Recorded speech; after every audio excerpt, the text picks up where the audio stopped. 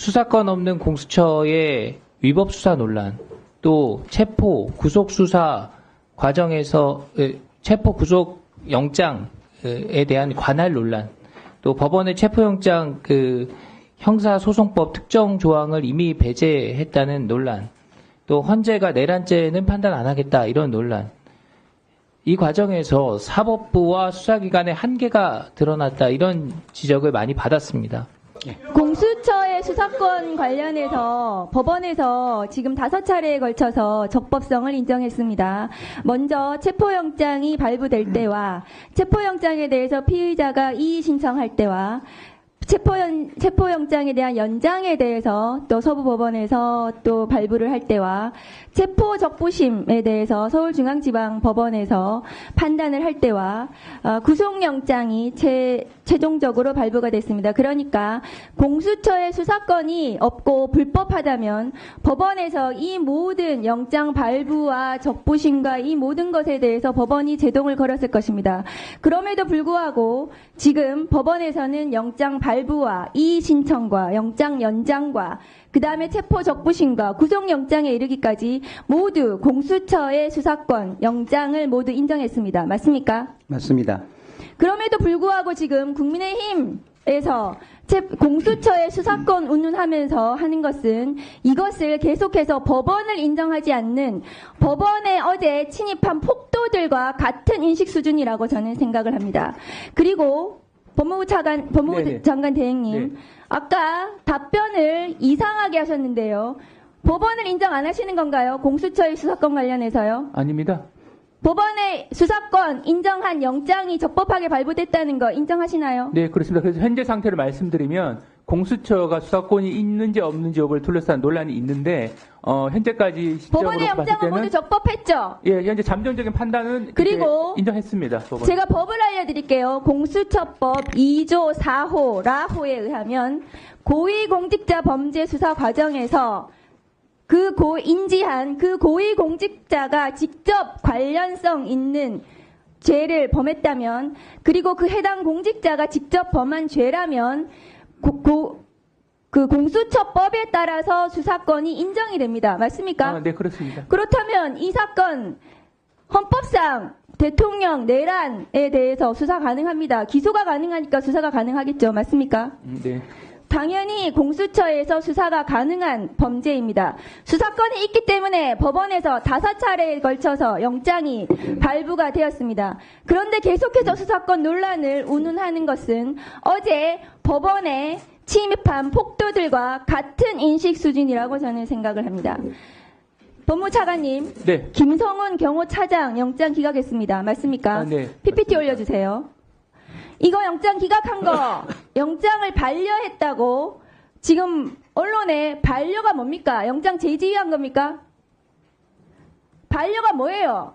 영장을 다시 하라는 거예요? 아니면 아예 영장을 하지 말라는 겁니까? 제가 알기로는 영장 신청에 대해서 기각한 것으로 알고 있습니다. 그러니까 기각이라고 해야지 왜 반려라고 해요?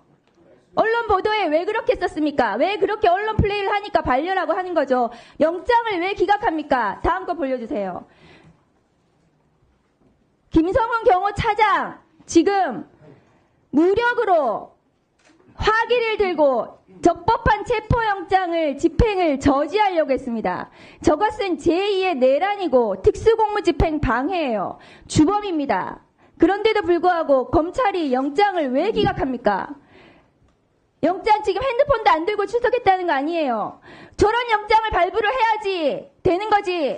지금 피의자 윤석열 편들어주는 겁니까? 윤석열 검찰이 저렇게 영장을 기각을 하니까 지금 법원에 폭도들이 침입해가지고 김성훈도 영장이 기각되는데 검찰에서 영장을 기각해주는데 우리도 처벌 안 받겠구나.